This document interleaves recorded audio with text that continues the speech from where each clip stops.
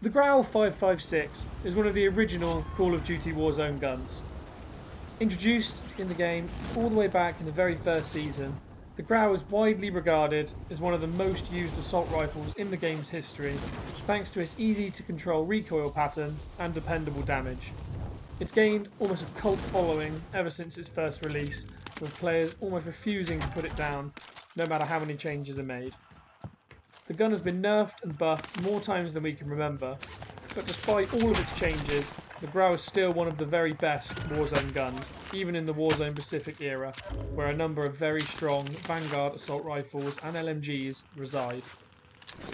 It's incredibly accurate, has a very high muzzle velocity, and very low damage drop-off over long ranges, while still remaining mobile and fast enough to slay in close quarters.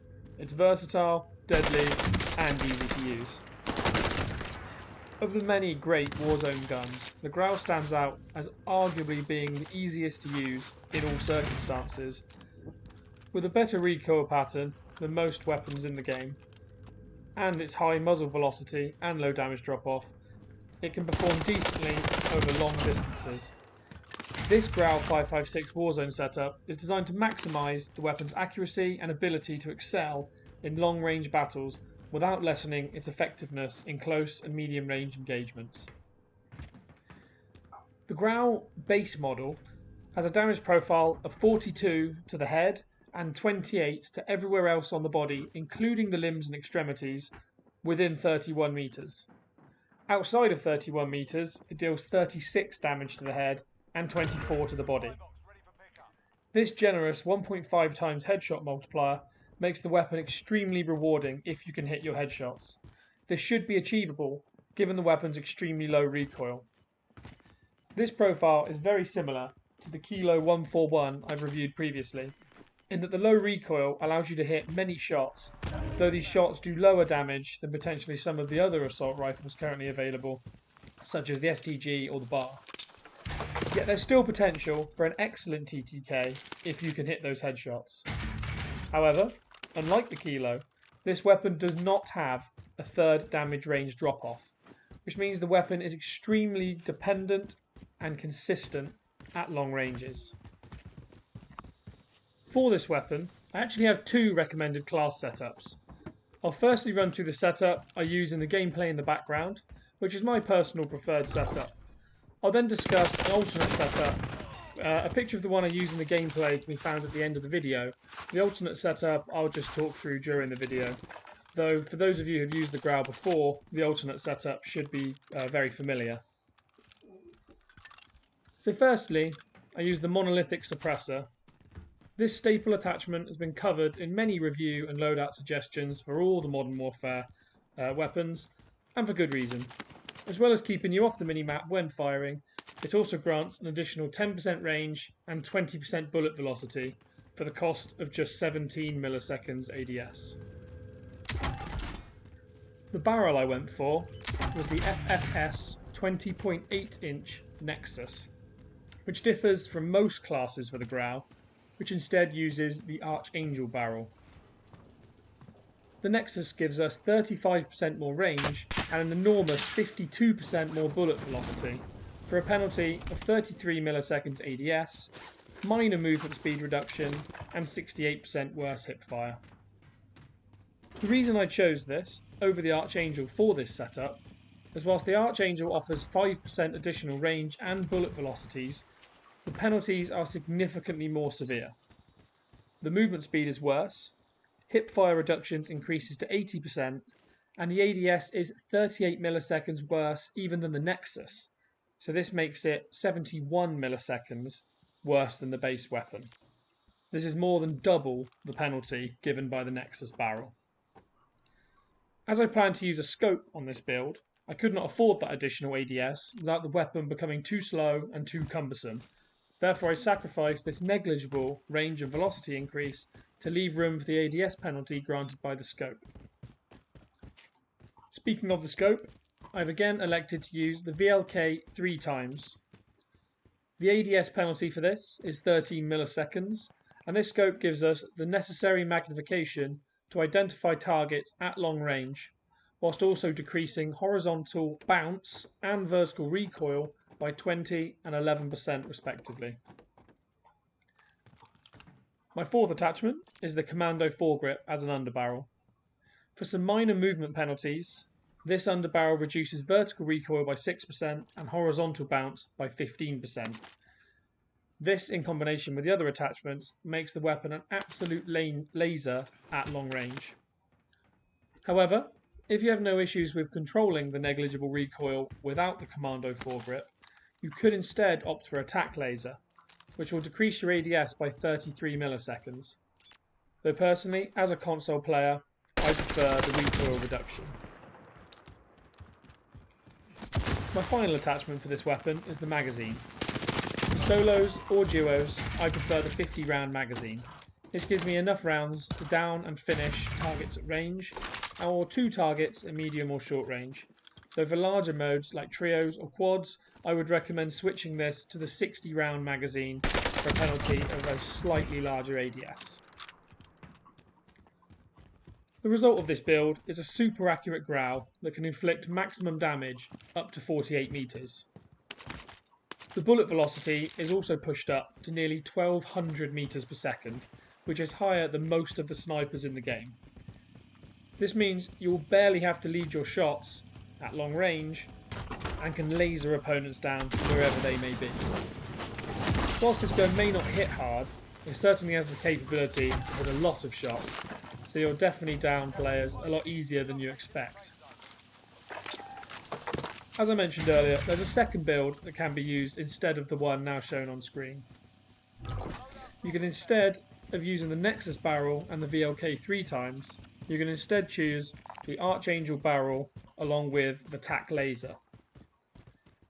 The result of this is that the weapon has a lower ADS time of 272 milliseconds compared to the 294 milliseconds on the setup I suggested earlier. The weapon, however, will have slightly higher recoil, as you will miss out on the reduction granted by the optic. You will also lose out on the magnification granted by the optic, though the iron sights on the Archangel barrel are very clean, so are definitely usable. Though at long ranges, it will be harder to stay on target once combined with the higher recoil.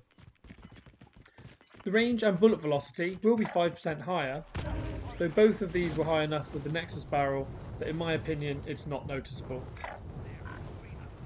Whichever of these Grau setups you elect to use, I would recommend pairing this weapon, as with most primaries, with an SMG that can deliver at close range. I've recently enjoyed this weapon paired with both the Lapper and the Owen gun, but any other meta SMG will be a good choice just to cover that extreme close range where the Grau will not perform as well due to having poor hipfire and also a lower TTK than most SMGs. The second recommended setup could however be used potentially as a pairing with a sniper rifle, as long as you limit the amount of close quarters engagements you get into and make sure to pick the right fights. Anyway, that's most of the class setups discussed. I'll now drop away and leave you guys to watch the gameplay in the background. I will have the class setup shown image at the end of this video, and I will also discuss my final rating for this weapon compared to the others that I have reviewed. I really hope you enjoy the gameplay.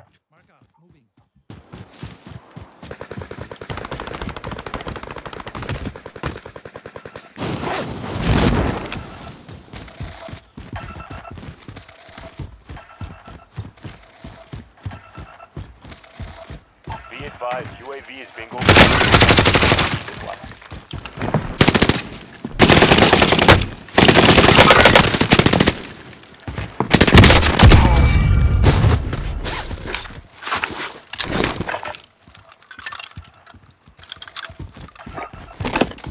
Radar, send recon.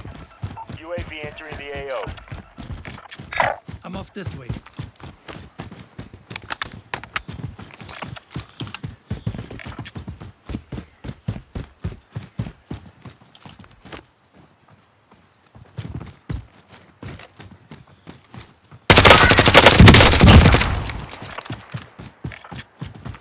Be advised, UAV is bingo fuel. RTB for resupply. Going this way.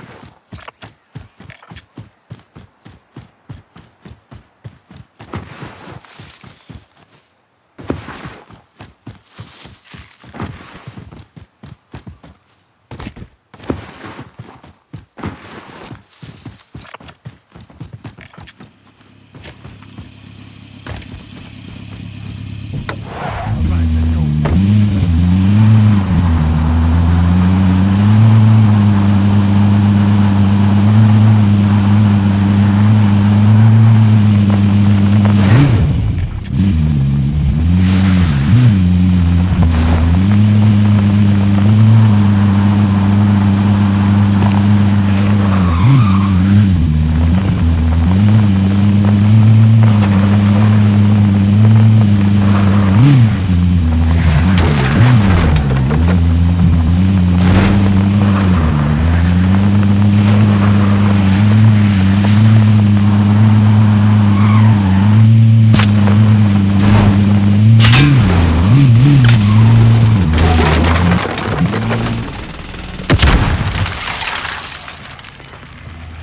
Gas is inbound. Marking new safe zone.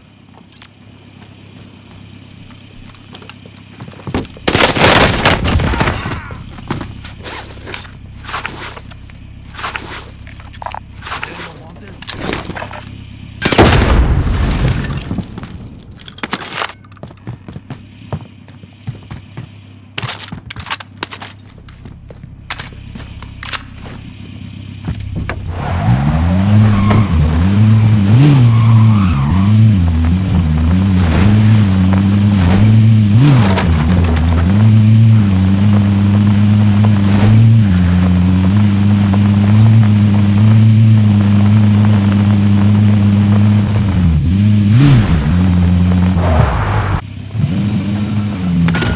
Target is up. Let's get it done. All right.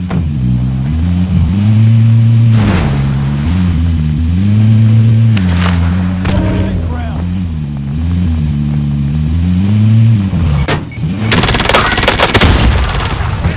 Target down. Copy. Advanced UAV entering the AO. Scanning for hostiles.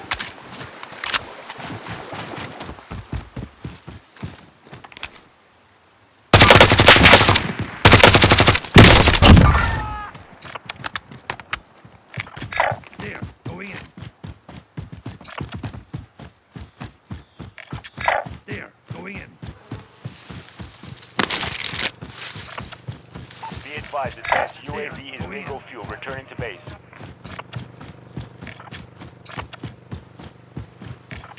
Going this way.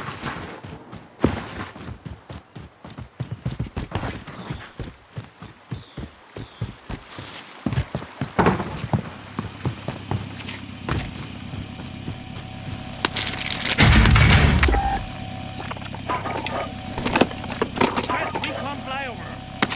UAV entering the AO.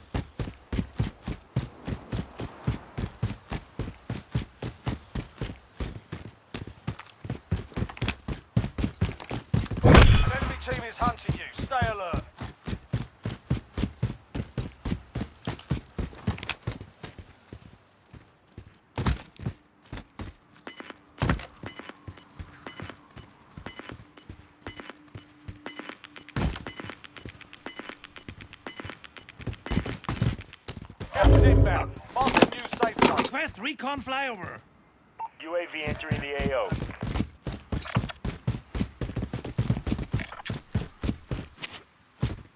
Enemy UAV overhead.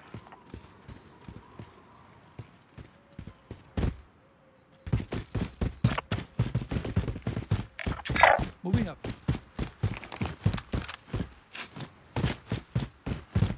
Be advised, UAV is bingo fuel. RTB for resupply.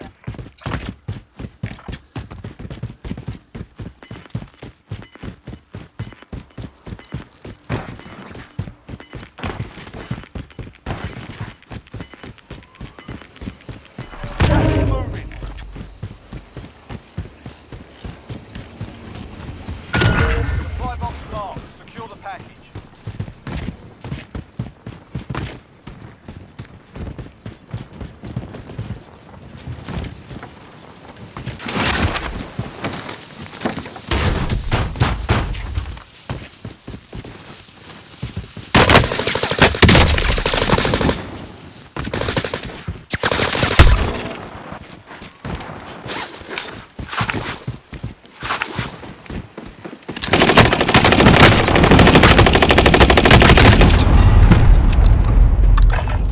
It's the Gulag.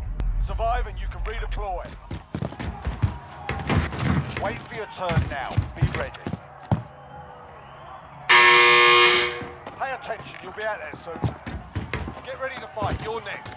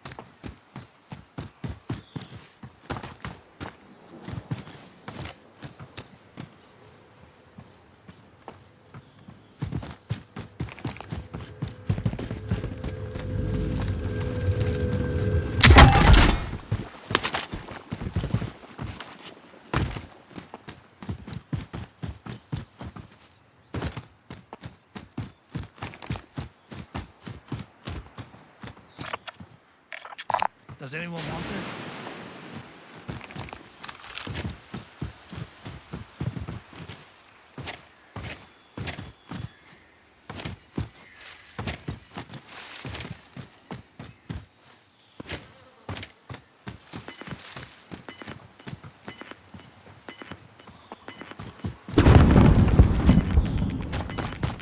Less than 5 to go. 3 over win. Gas is inbound. Marking new safe zone. Positive ID on the bounty. Sort them out. Friendly loadout drop on the way. Moving up.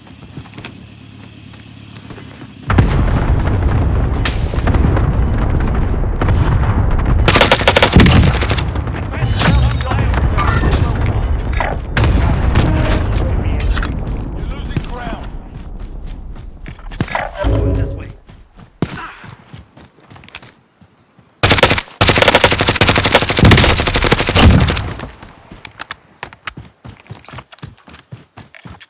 Mark out. Moving.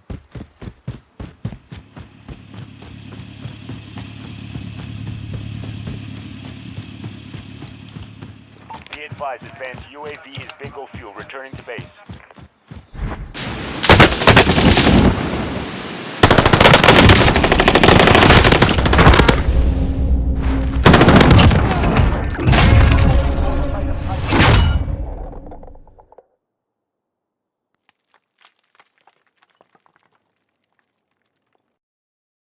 So, a final summary on how I think this gun performs. Personally, I would overall give this weapon a 7 out of 10. Pretty much the same as the C58 that I reviewed previously, and not quite as good as the Kilo that I initially reviewed. Whilst this weapon should statistically perform better than the Kilo, I actually found that I found the Kilo easier to keep on target at extreme long range, and also more consistently won my gunfights. Though that's not to say that this gun is not extremely good. At very long range, it was so easy to pick off targets and even challenge snipers at times in order to keep them suppressed because of how accurate this gun is and how much damage you can put down range. I think it's definitely a very solid option if you're looking for a primary to use in Warzone Pacific, though I'm not sure it's the absolute meta at the moment. It's definitely competitive, definitely usable, and if you're looking for a gun to have fun with and try something different in Warzone Pacific, then give the Grau a go and see what you think for yourself. Particularly if you're coming back to the game after playing in the Modern Warfare era and potentially don't have the Vanguard guns leveled up, as they can take quite a long time to grind up to maximum level. So it's good to know that an old school weapon like the Grau can still perform well. So yes, overall, 7 out of 10, definitely usable, but not the best gun in the game. I really hope you enjoy the video I've produced today. If you have, please drop a like, maybe give me a comment with some feedback, and definitely subscribe to see more of the same in future. I'm trying to produce many of these gun reviews for old school meta guns, so there will be a lot more coming in the future. And I really hope to see you guys on the next one.